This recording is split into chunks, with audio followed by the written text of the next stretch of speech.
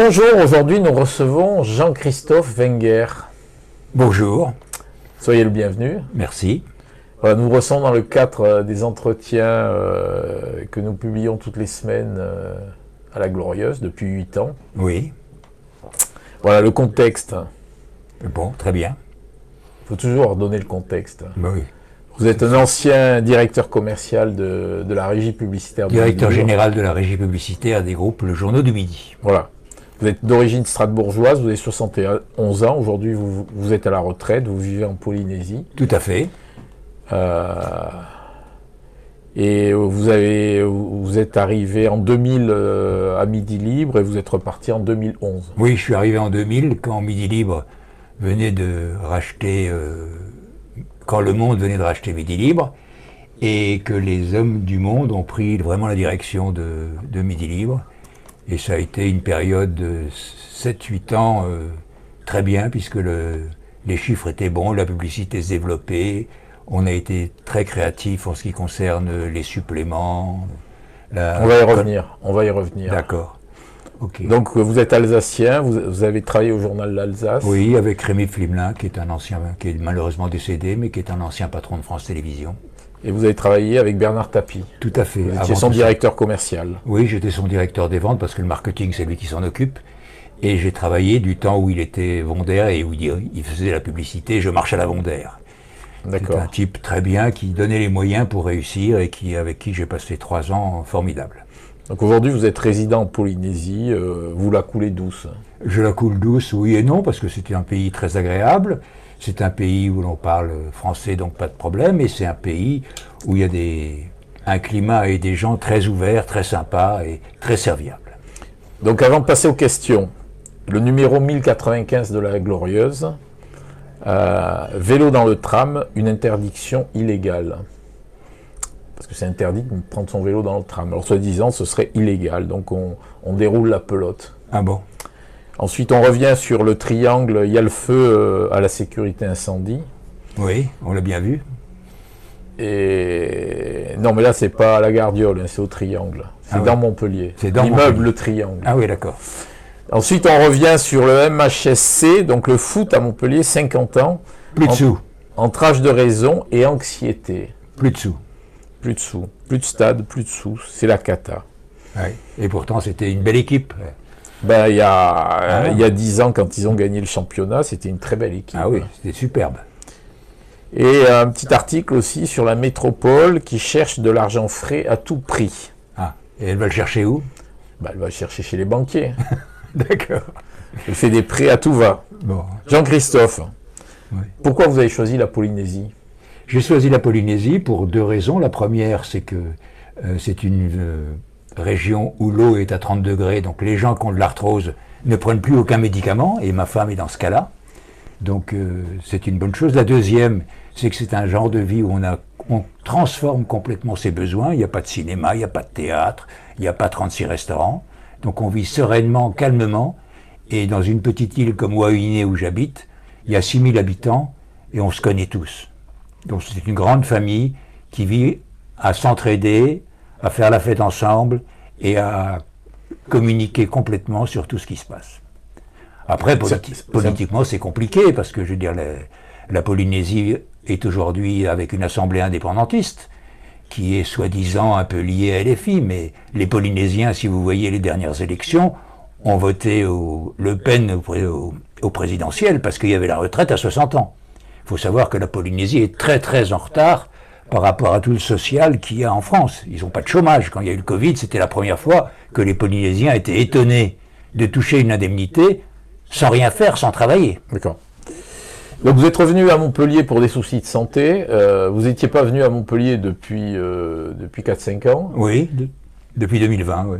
Vous avez trouvé Montpellier changé? Ah oui, ça a bien changé. Je trouve qu'on continue à mettre des places minérales. J'attends toujours les arbres rue Saint-Louis qui étaient sur l'affiche mais qui n'ont pas encore été plantés ou qui sont petits comme des haricots. Et je trouve que, bon, c'est bien de faire des pistes cyclables, mais je trouve que ma ville d'origine, Strasbourg, a bien mieux organisé ça. Ils ont fait quoi? Parce que d'une part, Sans doute que les gens de l'Est sont plus disciplinés, mais il y a des policiers qui surveillent les cyclistes. Ici, j'ai jamais vu un cycliste arrêté quand il prend un feu rouge. J'ai jamais vu un cycliste arrêté quand il n'est pas sur les voies cyclistes et qu'il est sur les trottoirs. Et puis, je veux dire, l'organisation, elle est en train de se faire, donc on verra à la fin, quand ils auront fini la circonférence et tout ça. Mais aujourd'hui, c'est un peu bancal. Bon, lorsque vous étiez à Midi Libre a été racheté par Sud-Ouest, Oui, 95 millions d'euros, oui. et 7-8 ans après, la Dépêche l'a racheté en 2014, 15 millions d'euros. Oui. Vous avez vécu plus ou moins cela, donc pourquoi malgré des chiffres bons, il y a eu un tel effondrement de valeur? Alors, il faut savoir que Le Monde avait plein de projets, et que Le Monde avait un projet intéressant, c'était de créer l'arc méditerranéen avec les journaux du midi, La Provence, Nice Matin, Corse Matin.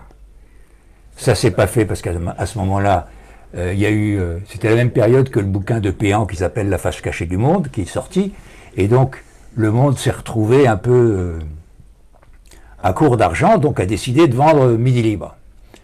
Et comme on l'ont écrit les journalistes sur les portes, Le Monde m'a tué en faisant référence à Omar.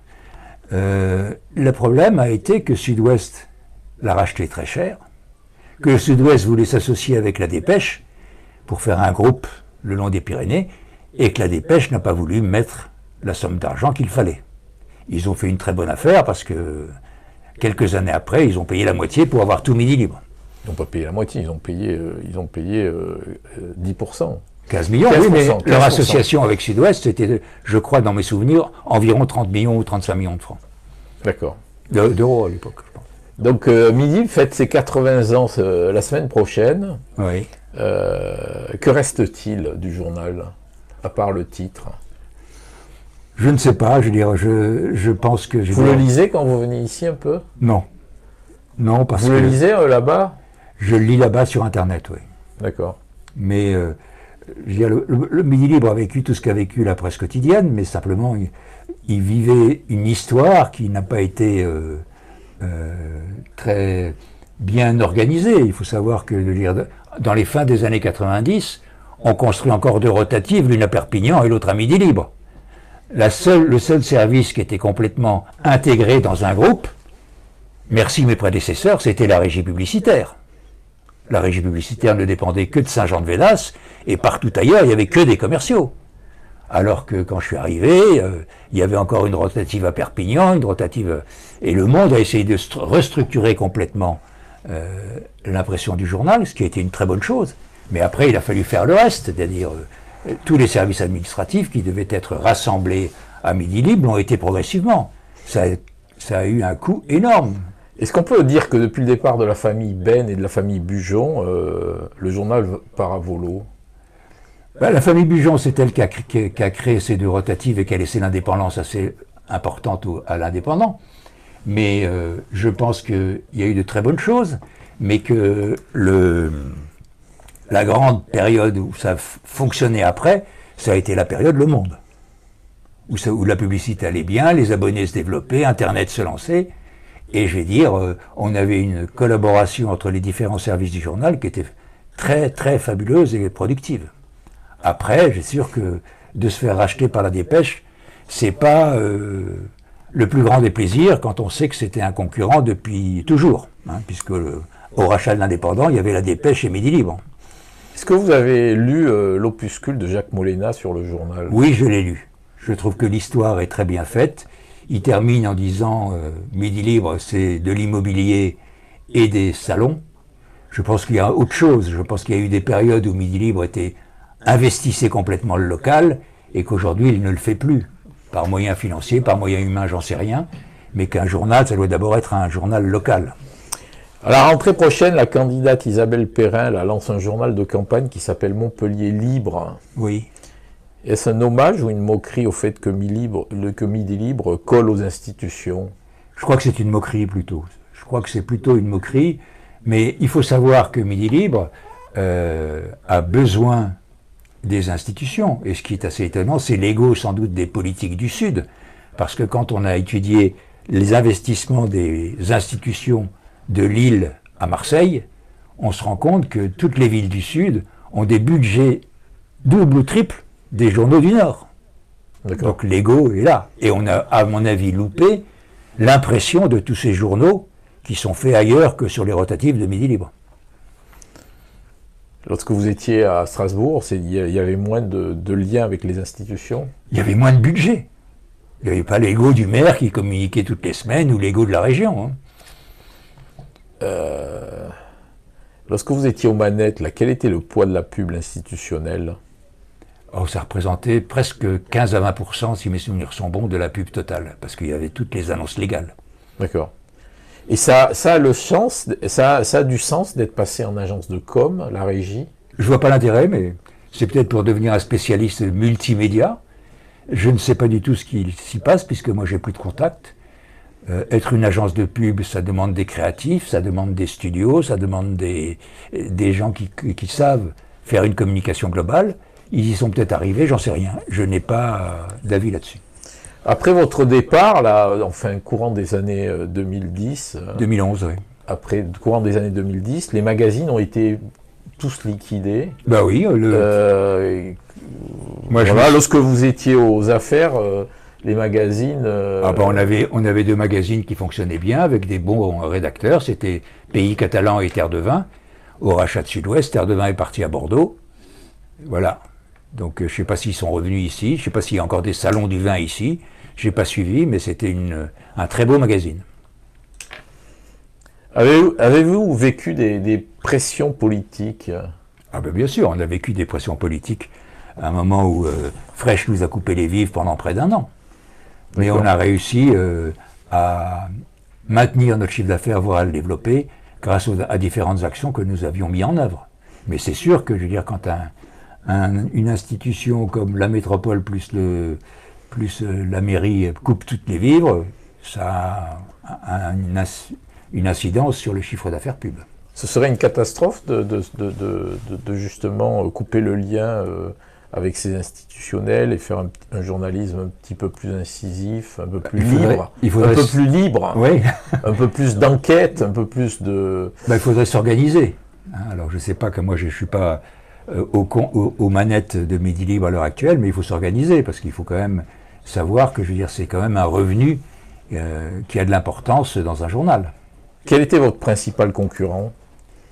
Le principal concurrent, c'était... franchement, c'était plutôt les gratuits à l'époque.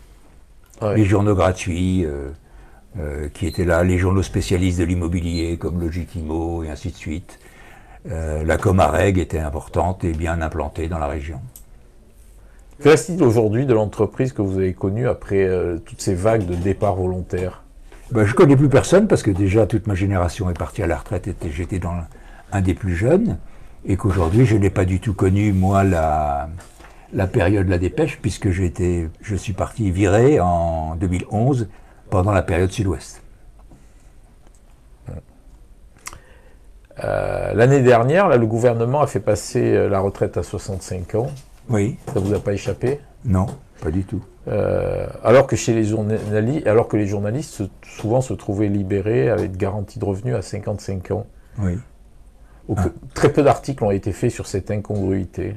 Étrange, non? Oui, c'est étrange, mais enfin, je veux dire, les avantages de certains métiers n'ont jamais été dévoilés, comme les impôts, combien on paye, comme les primes, comme les départs à la retraite avec des primes. Je veux dire, je pense que le problème de la retraite aujourd'hui, c'est qu'il y a tellement de cas particuliers qu'on n'en parle pas. Et c'est vrai que les journalistes, on n'en parle pas, mais les cheminots, on en a parlé, les journalistes, c'est autre chose. C'est quand même un peu bizarre, mais je pense qu'il faut du temps pour que toutes les retraites soient équivalentes en termes de trimestre et en termes de montant. Jacques Molena dit que le monde a vendu les bijoux de famille, a remonté beaucoup d'argent sur le trésor de Midi Libre. Est-ce que le journal, donc le journal un peu référence, entre guillemets, a été vertueux avec Midi Libre? Oui, il a été vertueux et en fin de compte, c'était une stratégie assez intéressante parce qu'on constate que quand la presse nationale marche moins bien, la presse régionale marche mieux. Donc on avait deux jambes sur lesquelles marcher et quand l'une n'allait pas, l'autre allait bien. Et c'est vrai qu'à la période où le monde était sur Midi Libre allait très bien, donc a sans doute ramené de l'argent, mais aussi a laissé une liberté totale à Midi Libre pour se développer. Il n'a pas été directif. Si ce n'est avec le Grand Prix Midi Libre, quand il y a eu des problèmes de dopage. Oui, alors justement, Grand Prix Midi Libre, Grand Prix cycliste, Oui. vous regrettez sa disparition? Ah, moi, je regrette sa disparition parce que le dernier que j'ai fait était rentable. On avait fait un super chiffre d'affaires publicitaire et tout allait bien. Maintenant, je ne sais pas ce qu'il est devenu. J'en entends plus parler, donc il ne doit plus exister. Ah, il n'existe plus. Et je ne sais pas quand est-ce qu'il a été supprimé. Comme le Grand Prix du Dauphiné libéré aussi. Ah oui, il n'existe plus non À plus. la trappe. C'est fou. Alors que c'était quand même un moyen d'être proche de la population et de se faire connaître auprès de la population locale. Et c'est à partir de votre... C'est un peu avant votre départ ou c'est à partir de votre départ que les résultats ont commencé à décliner? Je vais dire, je ne vais pas me donner la responsabilité, mais il est clair que les résultats ont été beaucoup plus difficiles parce que la diffusion de tous les journaux baissait et que la publicité dans les journaux était concurrencée par les télés locales et par Internet. Et ça, on n'a jamais réussi au syndicat de toute la presse quotidienne régionale à monter un site commun à tout le monde. Et ça s'est passé quand exactement? Ça s'est passé quand cette chute de la... Alors moi je suis parti en 2011, ça a commencé un petit peu en 2009-2010. Et ça a dû s'accentuer puisqu'il y avait une accélération. Vous le voyez très bien, vous, avec vos annonces légales sur le net. Les annonces légales, quel est le chiffre d'affaires des annonces légales aujourd'hui de Midi Libre? J'en sais rien, mais pour moi c'était un chiffre important à mon époque. Est-ce que les groupes de presse ont un bel avenir? Certains, oui, je veux dire, il y a des beaux exemples. Il y a toujours le Télégramme de Brest, qui était un journal qui fonctionne très bien. Il y avait, de mon époque, Nice Matin et les DNA, qui marchaient très bien. Maintenant, je ne sais pas ce que c'est devenu. Je suis dans ma Polynésie, loin de la presse. Et tous les journaux de presse quotidienne en Polynésie ont disparu. Tout ce qui appartenait à R100 a disparu. Que ce soit la Dépêche de Tahiti ou les Nouvelles-Calédoniennes.